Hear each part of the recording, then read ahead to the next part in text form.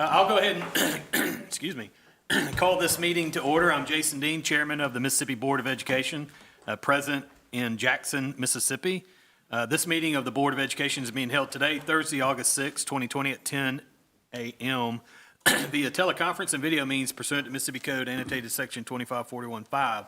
Notice of this meeting was posted in accordance with state law and included the date, time, place, and purpose of the meeting and identified the location of the meeting available to the public. An audio recording is being made of this meeting. Minutes of the meeting will be recorded. Dr. Carrie Wright is also present here in Jackson, Mississippi to participate in this meeting. Announcement. Okay, Karen, Dr. Elam, you're on board. I'll call the roll for quorum. Okay, Ms. Altman. Present. Ms. Collins. And I'm sorry, you should state the city and your location, just the city and state. She needs to unmute. I'm present at the boardroom at Mississippi Department of Education in Jackson, Mississippi. Okay, Ms. Collins. We see you, but you're on.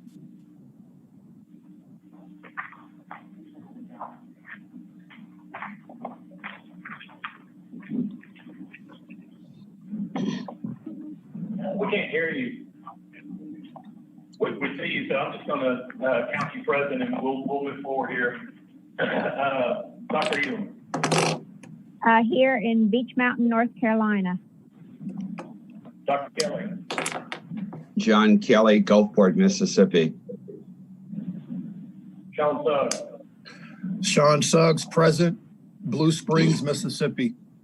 Mark Hill. Present, Hernando, Mississippi. Okay, Mark. I believe we have quorum of the board. Of the board present at the location stated for the purpose of conducting a meeting through teleconference means. The August 6, 2020 special call board meeting is now called to order at 10:06 a.m. Since this is teleconference meeting, please identify yourself when asking questions and making comments or making motions. All right. You have the agenda before you, and because it's a special call meeting, we can't add or amend the agenda. But the first item is remarks from the chair, and I've got something to bring up, and it's a little not out of order, but not directly related to what we have to talk about as stated on our agenda. As most of you probably know, the code allows for the State Board of Education to waive up to 10 days without any special authority, which we also have granted by the governor under an emergency declaration. As we all aware, in this last week, the governor issued an emergency order requiring districts within 8 counties to delay the start of school, and lots of other schools have also delayed their start. So an issue that I would like to bring up with the board and get your input now is whether or not that's an option we want to execute now, given that a lot of schools were, a third of schools were slated to start today and another third by this coming Monday.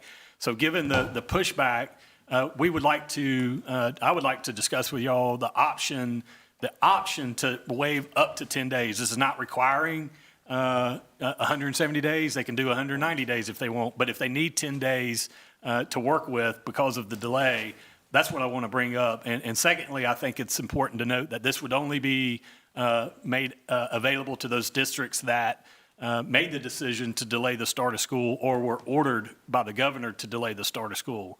So I just want to go around the table, because what would happen next is either you think it's a terrible idea and we'll move on, or if you like the idea, I'll ask Sonia as the law requires, to issue a statement to the public that we'll have another special call meeting in 1 hour to take a vote on this, so that our school districts that are impacted can go ahead and establish their academic calendar, which you can imagine they're all scrambling given that this order is just 48 hours old. So can we go around and talk about it, please?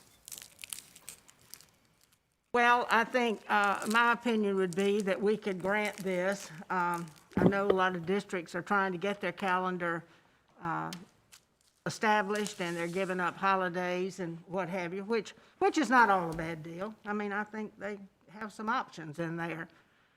But I would be in favor of it, just to give some flexibility in this situation. And go ahead.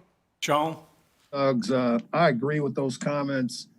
I think it would offer the district some flexibility based on some of the craziness that's going on with them right now with holidays, et cetera. This would offer some flexibility, so I'm also in favor of granting it.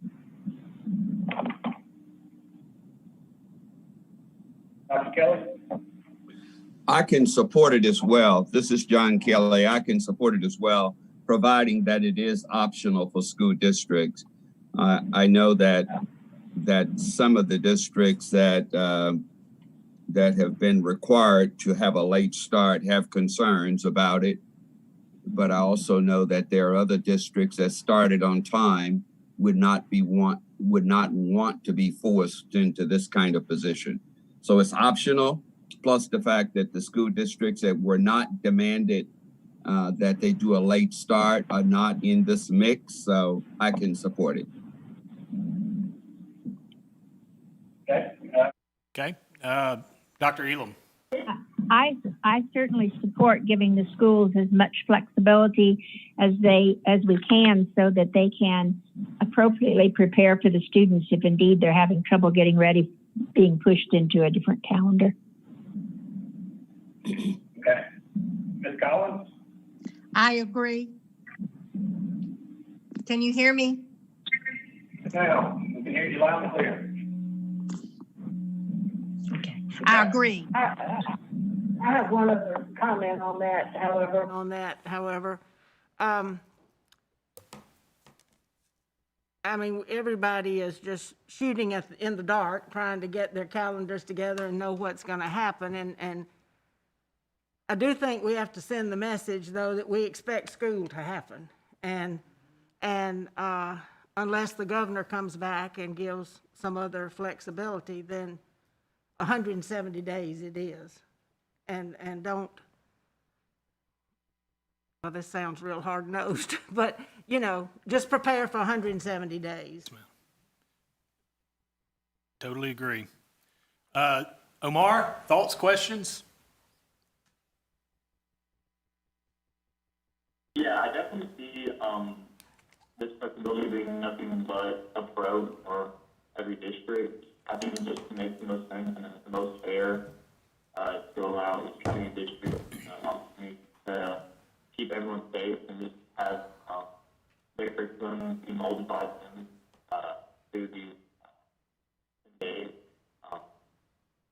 Where it is put, but yeah, it definitely makes the most sense to allow districts the opportunity.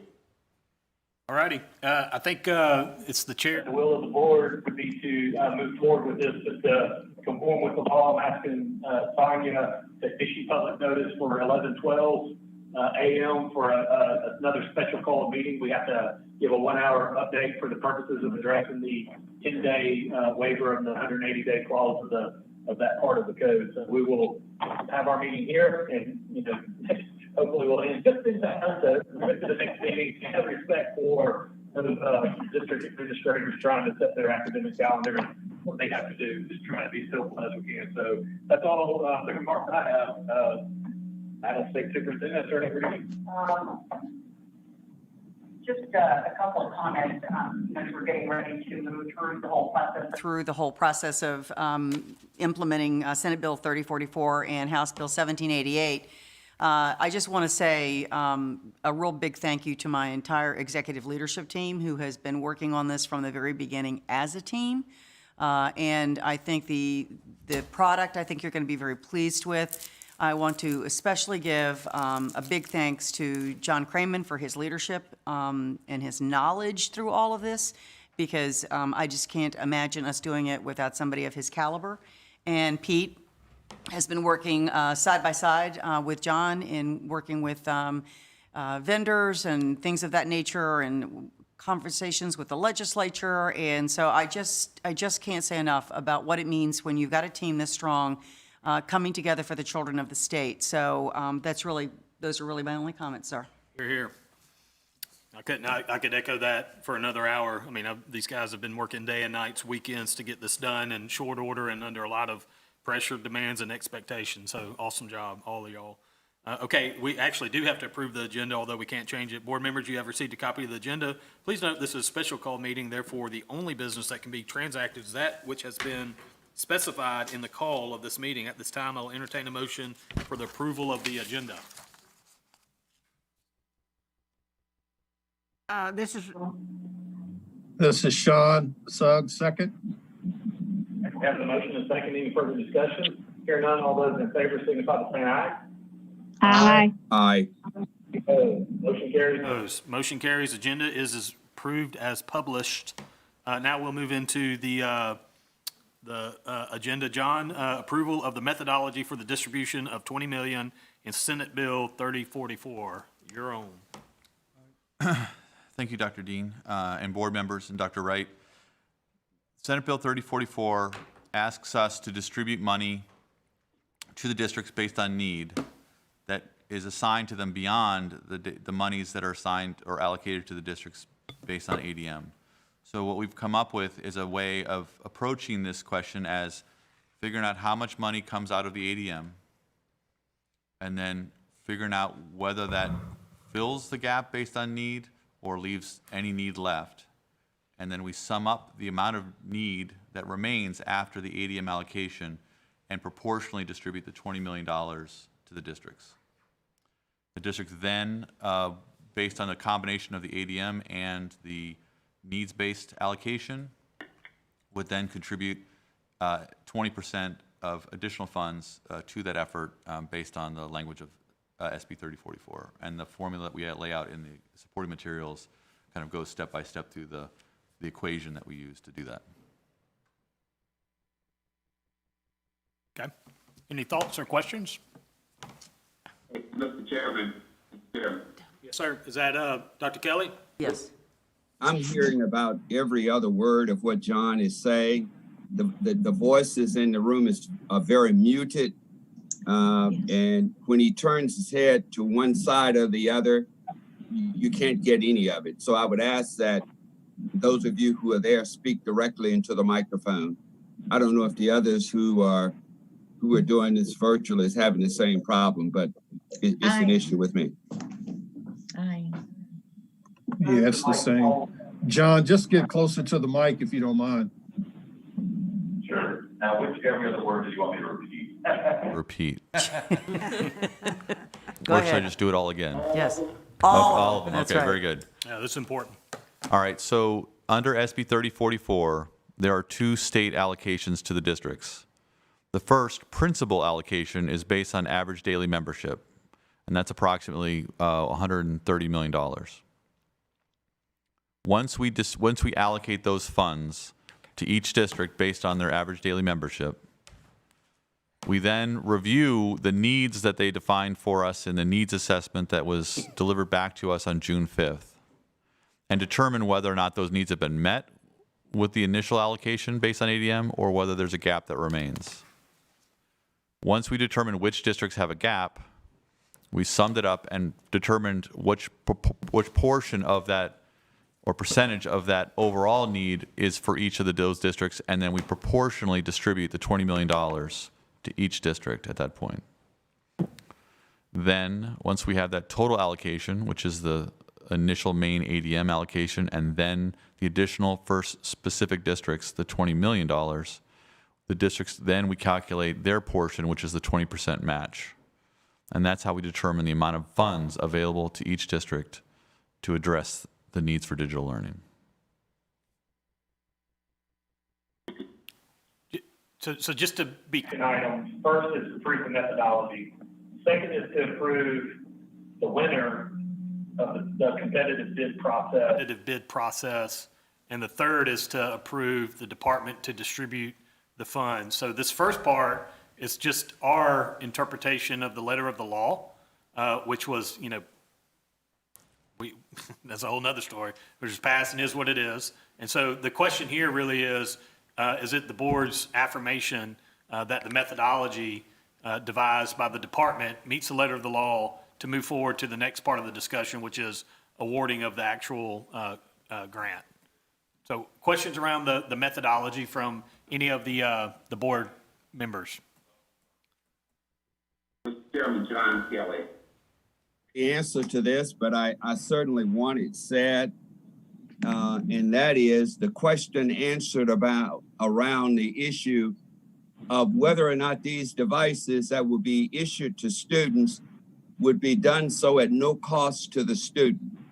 I've heard from parents in some districts that are saying that districts say if you go virtually, that the students would have to pay for their devices. And I believe the intent of the law was that the monies that is used through the CARES Act would actually furnish these devices to students at no cost to the students. So I would say that the intent of the law is to provide every student with a device with these funds. I do know that different districts have technology fees and other things that are currently in place. I know I pay $50 for each of my kids today for their device, for the use of that device. But the way that the law is written, it indicates that the districts can contribute their 20% match out of any pot of money available to them. It includes local money, state money, federal money. So it doesn't speak specifically to the question of how they could get it, other than they have every available opportunity to put that money forward for the 20% match. So it is silent on the question that you're asking, Dr. Kelly, but I do believe the intention is that this would be at a no cost to the districts, or no cost to the students. Right. That's what I was going to say. Dr. Kelly, that was the intent. The intent was to ensure that these devices went to children, that children were not going to have to pay for the devices. But like John just said, a lot of districts have technology fees, and so that the law is silent on, and we can't really control that. That's a local issue, but there was never an intent that children would have to pay outright for these devices in order to receive them.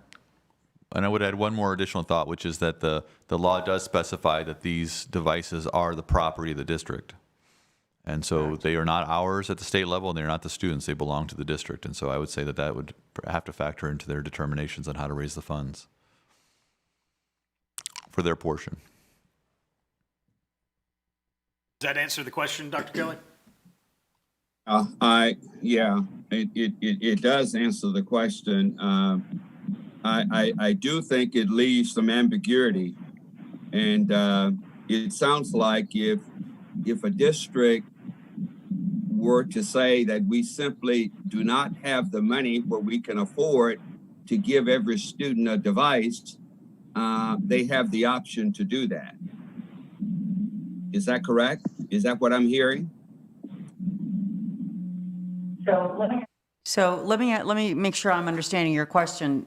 The districts do have the money for these devices. That's coming through Senate Bill 3044. So the districts aren't having to pay for these devices. Senate Bill 3044 is paying for these devices. So the districts aren't going to have to pay for the devices. That was done by the legislature. I hear the question more around the reimbursement process. The districts have to pay for them and upfront. I'm sorry. The districts have to pay for them upfront, turn in their purchase order on an 80-20 match, and get reimbursed. My concern, I thought I heard you say, there might be some districts that don't have the capital up front to buy them, so they can never take advantage of the program. Believe me when I say we made that argument on the reimbursement from the beginning, and the bill is what the bill is, and there will not be a fix to it. So districts that participate have to come up with the capital in order to be reimbursed on an 80-20 match, 80% by the state, 20% by the district, turn in the purchase order and be reimbursed. Is that correct? So that's the issue more, and how they get the money is, if you don't have the money, you can't get the money. Yeah, that's basically it. Well, and they're still going to be out 20%. Yeah, they still have to cough up 20%, no matter what. So the law does specify that the legislature hoped that they would use their ESSER's dollars, which is another $150 million distribution, federal dollars to the districts, including spending money on technology. So that the law does address that, but not as a requirement. It just simply states that as the desire of the legislature.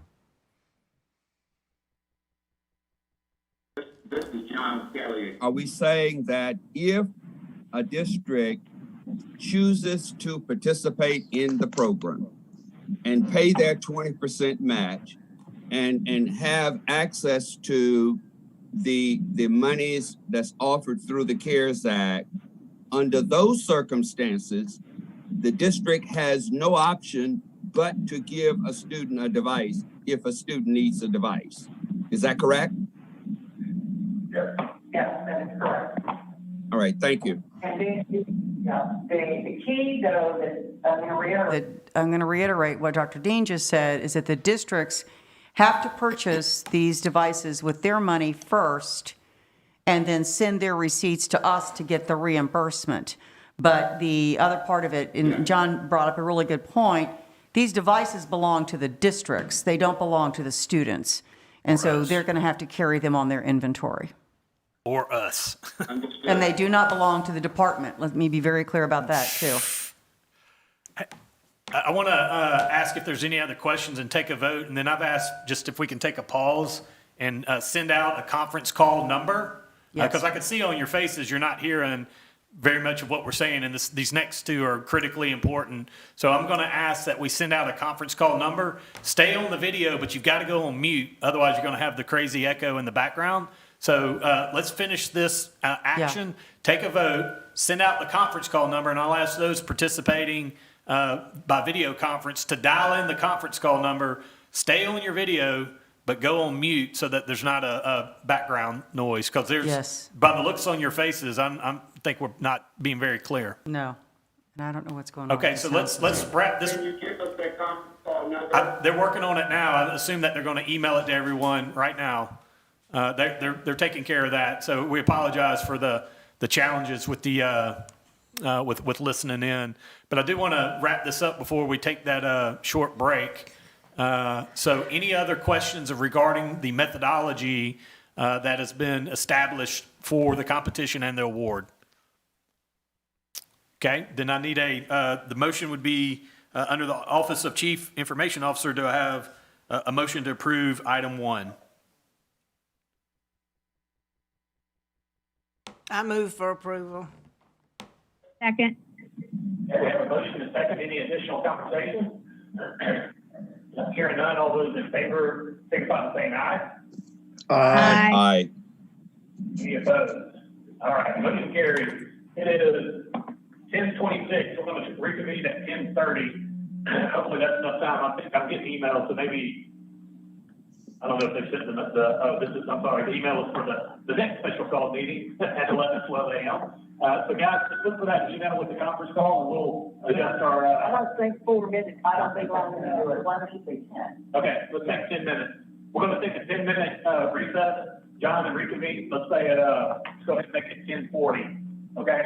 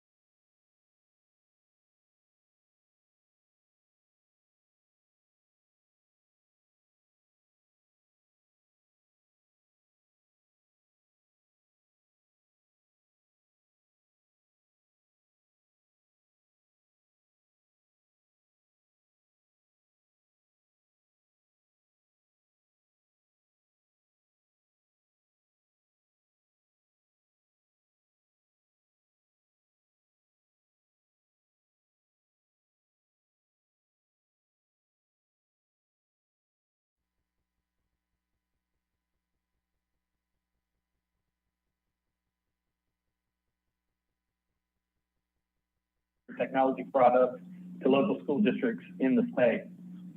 John.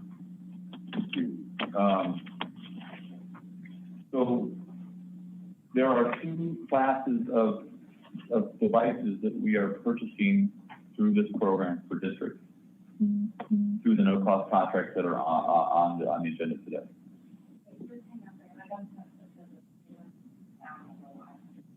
What? Oh, we're not using mic training. Okay. That's the The phones for our teleconference people, this is for the YouTube. Oh, we just shut these down, that's the problem. Correct. Okay.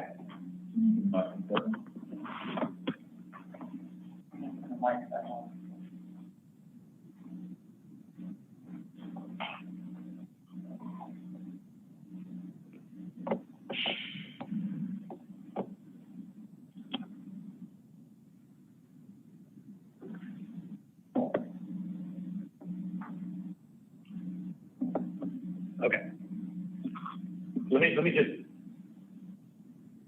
I'm going to restate the item. There we go. Okay. And again, apologies for the technical difficulties we're experiencing, but I think we're on top of it. So we reconvene and we're taking up. Action item 2 to award competitive contracts to various technology distributors to supply and deliver technology products to local school districts in the state. John Kramer. Thank you, Dr. Dean. So as part of the digital learning plan, as part of SB 3044, the top priority that is identified by the legislation is the devices. That has several challenges related to it. One is the scale of this implementation, the logistics, and also the supply chain, given that we are competing with a global marketplace that is consuming mobile devices at a pretty aggressive pace. And we also have to realize that the timeline to get the devices in is not well aligned to the start of school, with school starting now and the devices likely not available until in October, we'll say, with some maybe arriving late as early November, but some arriving at the beginning of October or the end of September. So we had two categories of devices that the districts told us through the needs assessment that they need to provide to their students. One category are Apple products, meaning the MacBooks and the iPads. And those are only available for education through Apple itself. So it's a non-competitive situation. The second type of device are the Windows laptops and the Chromebooks, which are available through a number of different manufacturers and resellers. So we submitted a letter per SB 3044 to DFA requesting the emergency exemption to do this procurement in a very abbreviated fashion, right? This is a very short timeline. The legislation only passed a month ago or became law a month ago. And so we moved forward with the discussions with Apple, and then we invited 4 vendors to compete for the contract for the non-Apple devices, for the Windows devices and the Chrome devices. The vendors that we invited included Dell, which is one of our manufacturers. Second is a group out of Miami called UDT, which had partnered with HP, another manufacturer. The third is CDW, which is the largest distributor of Chromebooks in the country. And the fourth was Howard Technologies here in the state of Mississippi. To make sure that we are being very diligent and neutral in our evaluation of these, we wanted to make sure that we were doing everything as square and as by the book as possible. We invited a committee of reviewers in from outside of MDE. We had a reviewer from the private sector, from the manufacturing sector. We had another state IT education procurement technologist and technology officer from the state of Nebraska. We had a former district tech coordinator with 20 years of experience buying devices for districts. And we had a sort of a semi-private, semi-public entity here in Mississippi, and their president with a great deal of IT experience behind him. And so we had the proposals that came in on Monday of this week at midday, and we immediately assembled the review committee, and it was myself and John Hartley, who's my infrastructure director, to facilitate the discussion among the reviewers and to look over the proposals. And we made an initial assessment of them and then set up a set of questions for the vendors to respond. And we invited all 4 to a series of interviews on Tuesday afternoon. And then we reconvened the review committee after the calls and made a final determination. And then yesterday, we released the intent to award to the winning vendor for the non-Apple devices, which is CDWG. And we are currently working through that. We got the pricing done late last night, and that's in the packet that you have here for the devices, for the Windows laptops and the Google Chromebooks. And in addition, we have the pricing that we obtained from Apple for the Apple devices, and that's in the packet that we distributed this morning to update the file. And that's where we are in the contract. I'd be happy to discuss any questions or issues that you all may have about that. Just a couple of maybe comments that will lead to questions. So one point of this that I want you to elaborate on a little bit is the selection committee. Who you don't have to name names, but tell me who was on where did the selection committee come from? Was it Department of Ed people or was it other people? Right. So I represented MDE on the committee, and my infrastructure director facilitated the conversations. But the reviews and the scores were built as a consensus across 4 outside reviewers. They were not MDE employees, and nor had any of them ever worked for the MDE. So we, as I mentioned, we had a former, just recently retired tech director with 20 years experience inside of Mississippi, in a Mississippi school district. We had a private sector from the manufacturing sector who was a sort of IT experience executive from the private sector. He was calling in from Texas. We had from Nebraska. They have the regional education units in Nebraska are organized by coordinating board, and they do a lot of the education procurement, including IT procurement for the state and for the schools and the regional centers. We had their tech director from that central hub within Nebraska. And then we had the president of a public-private entity in the state of Mississippi who had considerable IT experience behind him. And all 4 of them were recruited based on their perspectives. We wanted to make sure we touched a lot of different aspects of the IT implementation that we were dealing with.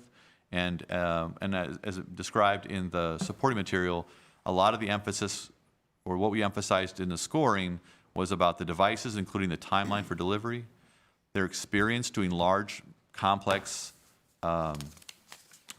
deployments at the level at which we're going to be doing here in the state, as well as their strategy for how they were going to help manage across all the different pieces, right? The different the suppliers, the supply chain, and then of course the districts and logistics, and working with the Department of Education in the middle of that. And then we also were asking them about whether they could bring other value-added services to the project that would enhance the experience and the comprehensive strategy about making sure we have workable devices with good support for the districts and the teachers and the students and the parents. Does that address your question? So yep, it does. Thank you. And the main point is that it was an outside committee. It wasn't MDE people. It was outside experts, so that, it was as far as we could go to ensure, that it was an objective review. Because we've been working on this for a long time, and we didn't want to bias ourselves or have any, accusations of not being objective. So the outside selection committee made the decision. And Dr. Dean, if I could just add one point to that, in the spirit of what you're describing about the neutrality and the independence, they were not prepared with any kind of screening or discussions or backgrounding. We brought them in, we walked them through the RFQ, and then we gave them the proposals. And then we met with them several times then to address questions that they may have for clarification. And then where there were questions that were for the vendor, that's what we asked the vendor. But we did not want to influence them at all, but we simply gave them a chance to review, and this was their independent judgment of the strength of the proposals that came in from the vendors. Can I also just add to that I really want to commend Felicia and her team, because they have been side by side in terms of procurement, the procurement laws, the RFQs, making sure that everything is following Mississippi law. So I want to acknowledge that as well. Absolutely. Can we also unpack a little bit more? Let me just, affirm that we were under emergency procurement policy, which is different. Okay, so let's make that very clear. And in fact, what I understand about emergency procurement policy is that we could have done a sole source award. That was totally appropriate and legal. But we made a decision to make it competitive given the high profile nature of this. And there's, dozens and dozens of companies, but because we wanted to expedite it, we narrowed down the list. So how did we get to the 4? And there was some, criteria that we ultimately said, okay, we know we wanted to include a Mississippi company. How did we choose the other 3?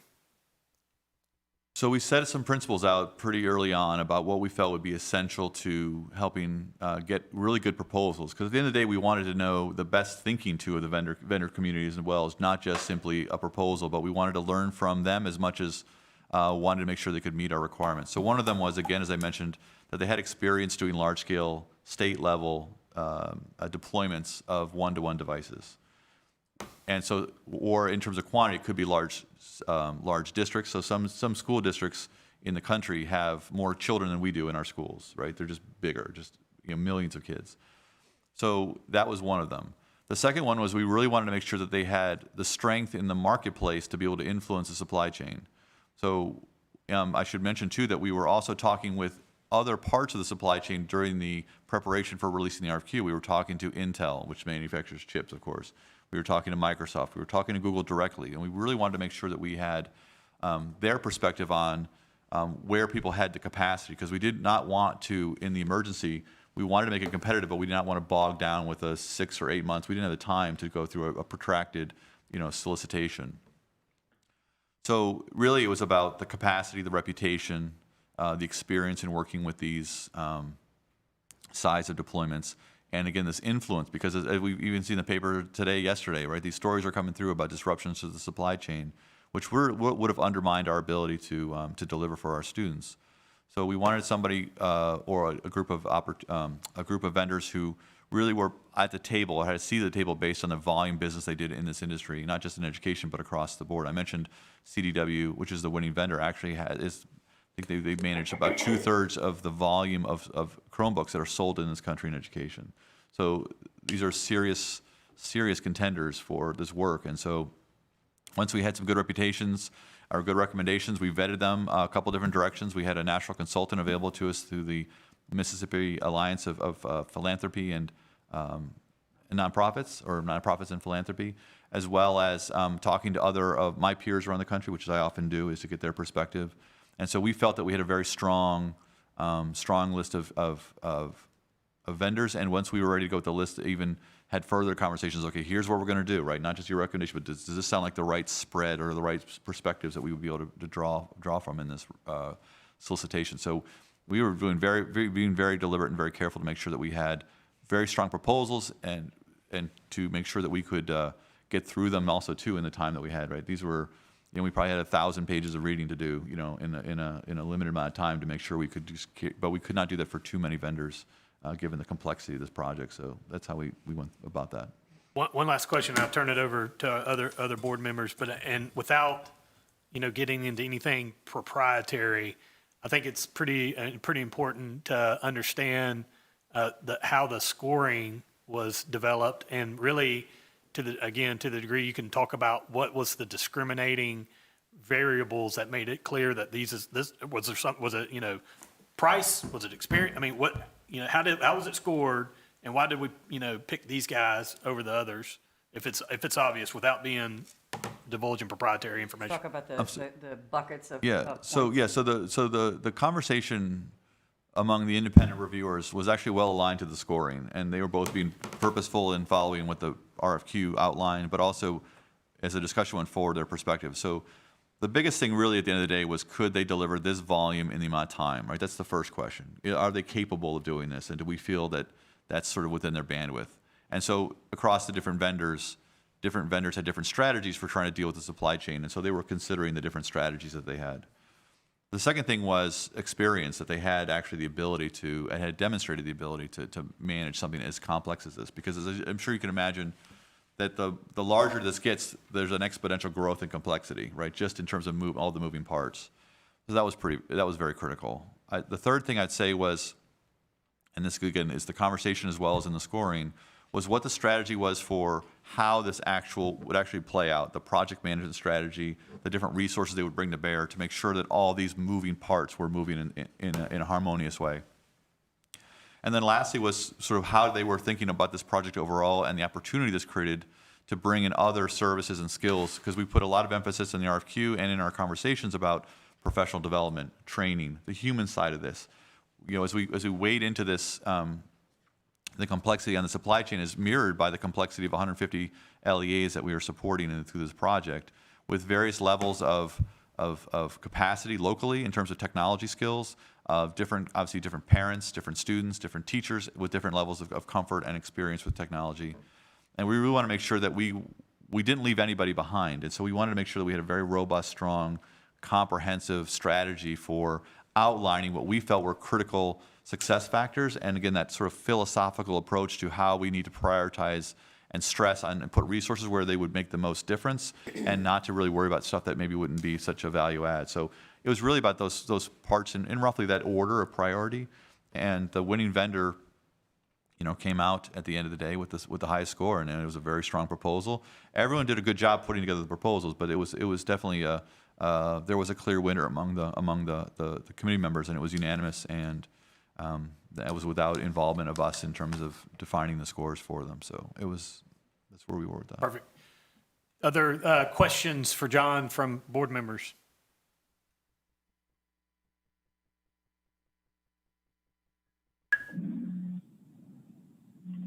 No more scope. It looks like, Mr. Suggs might have been chiming in. Okay.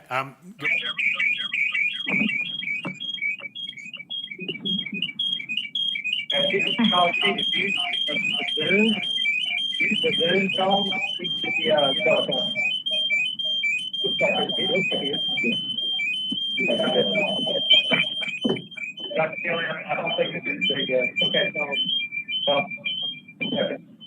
you're not muted on Zoom, please do so. Can you mute? Yeah. Okay. Sorry about that, Sean, go ahead.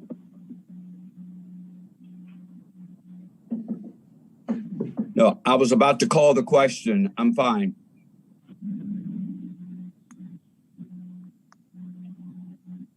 I'm gonna call.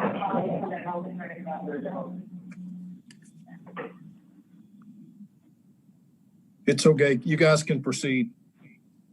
Okay. All right. All right. No other thoughts or questions, then we need to move for a motion. Please mute, thank you. We need to move for a motion to approve the, let me read it.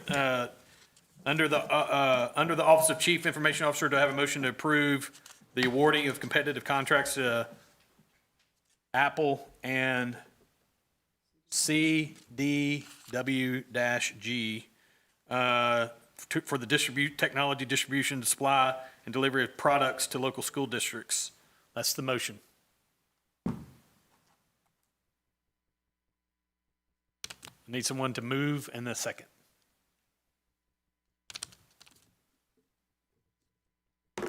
This is Sean, so moved.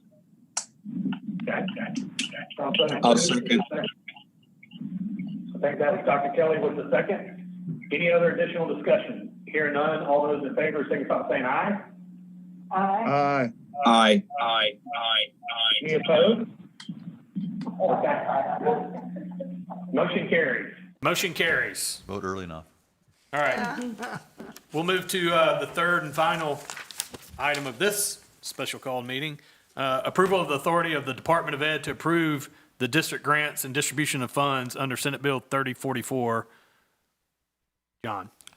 Well, I'm going to ask Dr. Gavin to help me out here, because this is a joint effort between her office and mine to work this up. So if I could just turn over to Dr. Gavin to kick us off, and then we both be prepared to address the questions that you have. Okay. Board, we're asking for approval for MDE to be able to approve the grant applications as they come in. You know, typically we come back to the board with the list of grants to approve, but the grant applications, we're seeking approval for the actual grant application, and that application is in your package, and it will be due from the districts on September the 1st. And the districts will have to include in their application, they have the application, they will be required to submit a distance learning plan, a technology sustainability plan, they will have to submit a responsible use policy, and of course, they have to submit their budget summary and the budget narrative to go along with that. So we're asking the board to approve the entire grant application and to give the department the authority to approve the grant applications as they come in, because we are working on a short time frame. Again, the applications will be due to the department on the 1st of September, and on the 11th of September will be the deadlines for the districts to submit their applications to the department. Their POs to the vendor. And their POs to the vendor, I'm sorry, yeah. The applications will be due to the agency on the 1st, and then they have until September 11th to submit their POs to place their order to the vendor. And the sooner they get their plan approved or application approved, the sooner they can begin placing the order with the vendors. And we will be having a webinar on Tuesday of next week to go over the application process with the LEAs. Okay, questions, comments? I have a question. So I see on the previous action item how the award is broken down between Apple and the CDWG. And how are districts, so this is an approved vendors list, but it's not like, there's a smaller amount of number of iPads and MacBooks than Windows laptops and Chromebooks. So how do you ensure who gets what? Oh, so that is based on the needs assessment that they took in early June and then validated last week.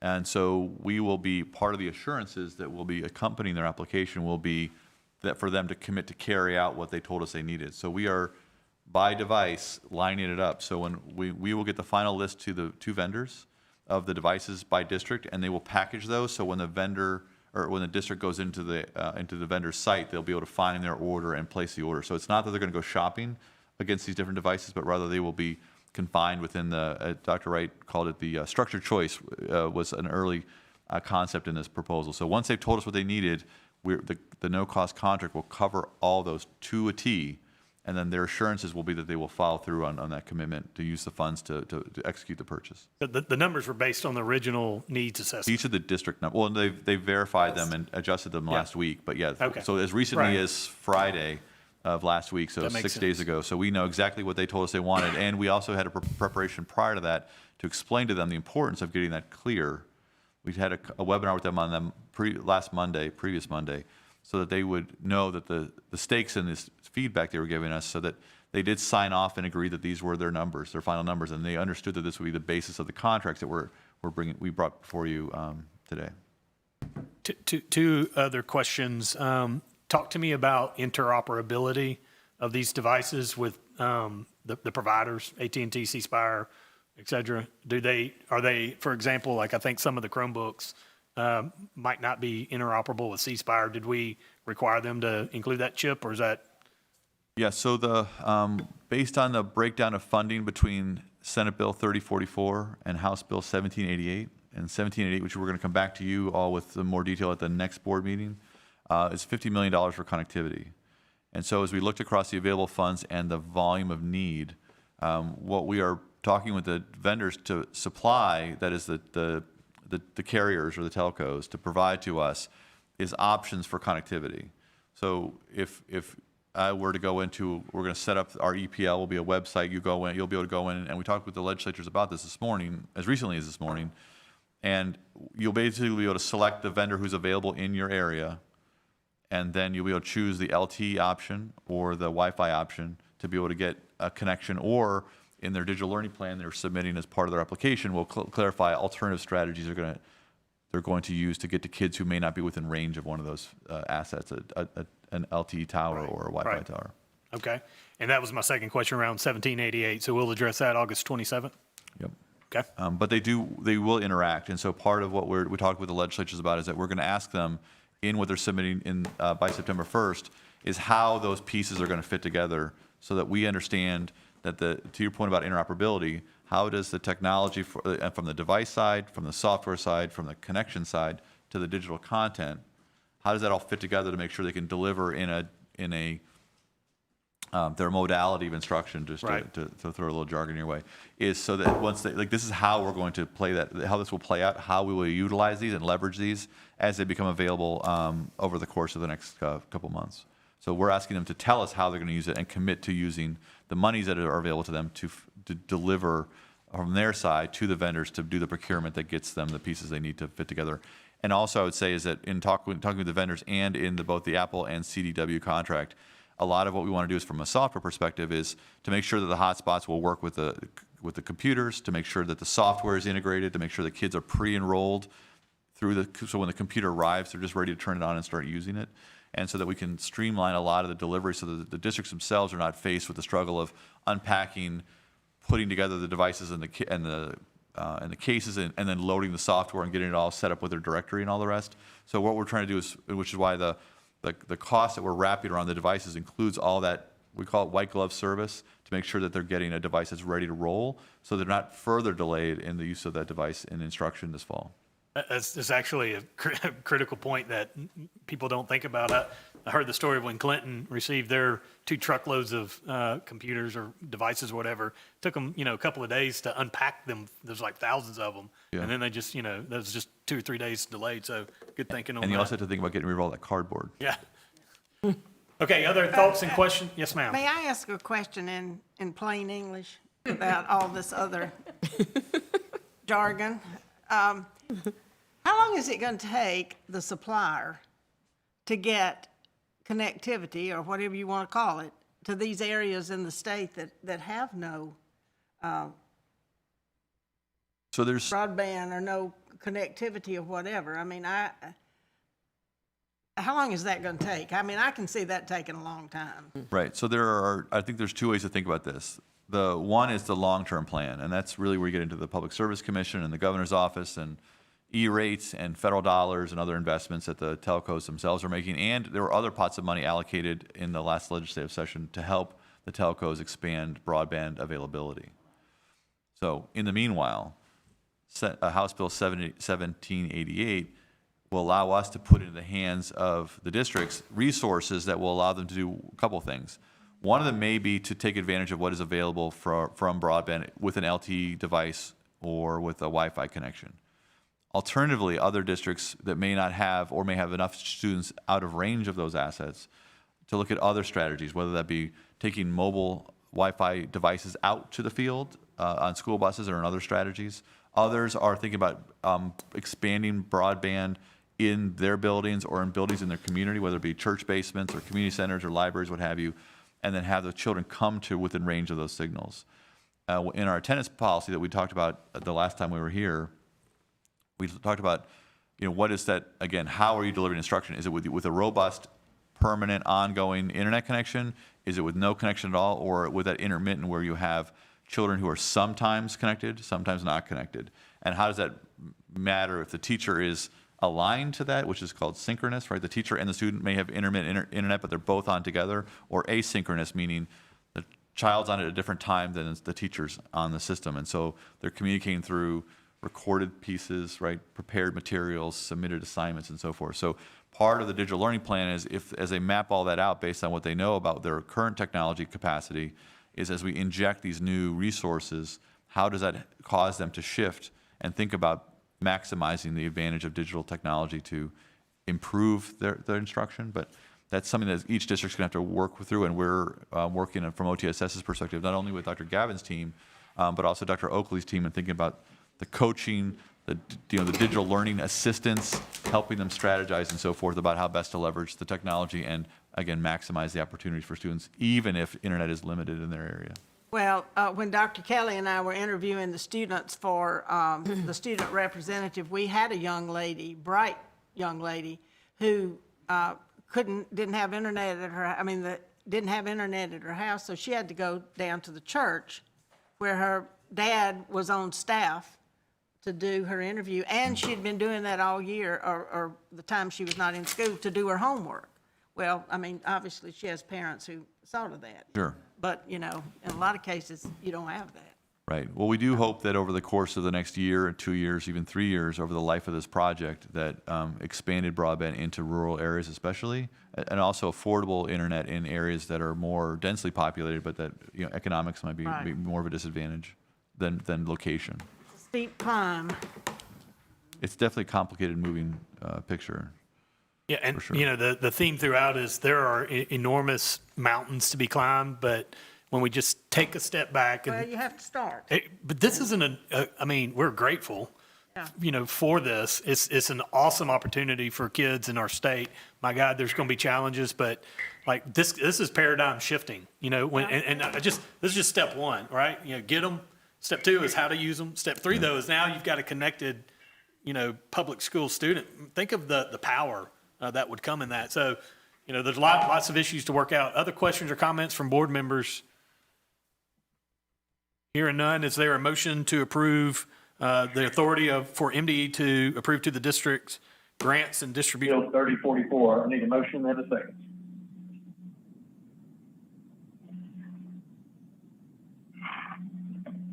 Well, I'll move. Thank you. Do all the motions. Make the motion, okay, a second.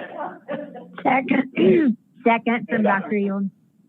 There's a motion and a second. Any additional discussion here? None. All those in favor, signify by saying aye. Aye. Any opposed? Motion carries. The timing is perfect. It's 11:11. I'm going to adjourn and then re-adjourn, or not re-adjourn, but Reconvene. reconvene. Thank you, ma'am. Okay, is there a motion to adjourn? Need a second. There's a motion and a second to adjourn. Any additional discussion? Here none. All those in favor, signify by saying aye. Aye. Aye.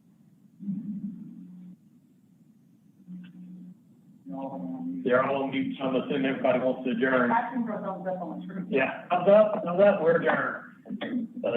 Adjourned, And then it is 11:12. How about that for timing? Jason. All right. Okay, I'm going to call to order. I'm Jason Dean, Chairman of the Mississippi Board of Education, present in Jackson, Mississippi. The meeting of the Board of Education is being held today, Thursday, August 6, 2020, at 11:12 a.m. via teleconference and video means pursuant to Mississippi Code annotated section 25415. Notice this meeting was posted in accordance with state law and included the date, time, and place and purpose of the meeting identified, the location of the meeting available to the public. An audio recording is being made of this meeting, and minutes of this meeting will be recorded. Dr. Carrie Wright is also present in Jackson, Mississippi to participate in the teleconference meeting. I'll establish quorum as I call your name. Please state the location of your presence for this meeting. Ms. Altman. I'm present in the boardroom at Mississippi Department of Education in Jackson, Mississippi.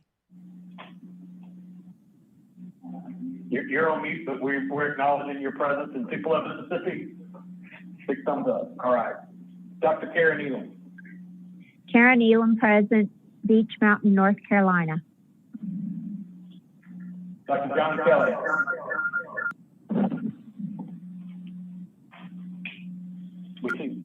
We see John present still in Gulfport, Mississippi. Sean Suggs. Sean Suggs, Blue Springs, Mississippi. Omar Jamil. President, Hernando, Mississippi. Okay, a quorum of the board is present. At the location stated for the purpose of conducting the meeting through the teleconference means. The August 6, 2020 special called board meeting is now called to order at 11:14 a.m. Since this is a teleconference meeting, please identify yourself when asking questions, making comments, or making motions. I believe that the board book was updated if you guys want to follow the link. So I'm a little behind on what this says, but let me restate what we're asking. I'm sorry, forgive me, I got to approve the agenda next, but then I'll state what we're asking here. Board members, you have received a copy of the agenda that I just described. Please note, this is a special call meeting, therefore only the business that can be transacted in which has been specified for the call of the meeting. At this time, I'll entertain a motion to approve the agenda.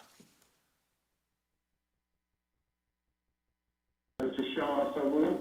Okay. Is there a second? Elam, second. There's a motion and a second. Any further discussion here? None. All those in favor, signify by saying aye. Aye. All right, agenda is approved. So we'll move to our action item. I'll read it. Approval to consider a waiver of the 180-day requirement in accordance with Mississippi Code annotated section 371363.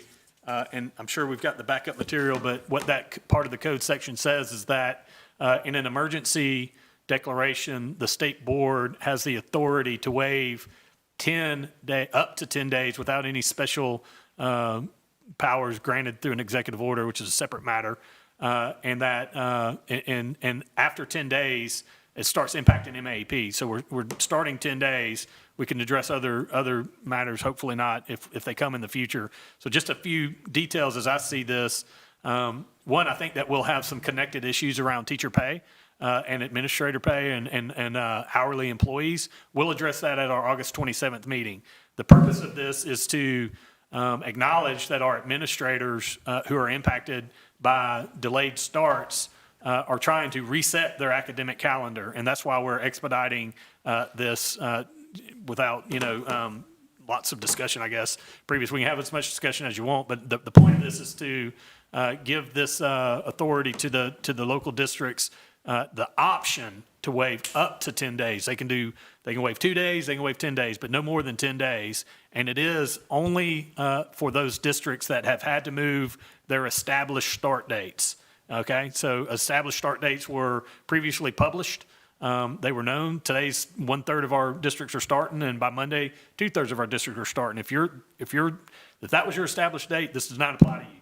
But if you're one of the districts in the governor's 8 counties that was included in the executive order, or you independently chose to move your start date, this applies to you. It's optional.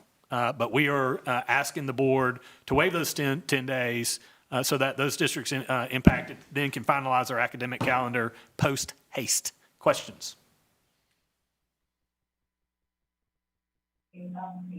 Up to 10 days, as allowed. As allowed by that part of the code.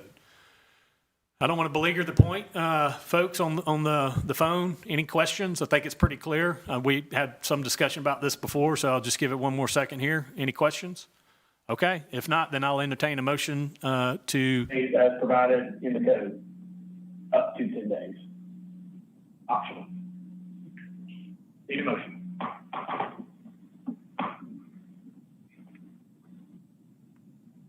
This is Sean.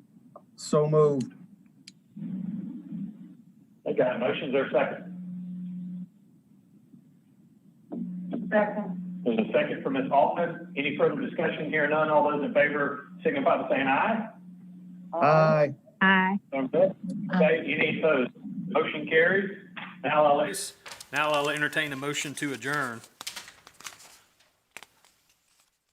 Again, so moved. Karen Elam, second.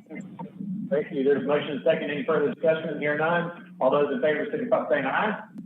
Aye. Ayes have it. We are adjourned. Thank you all. See you on the 27th.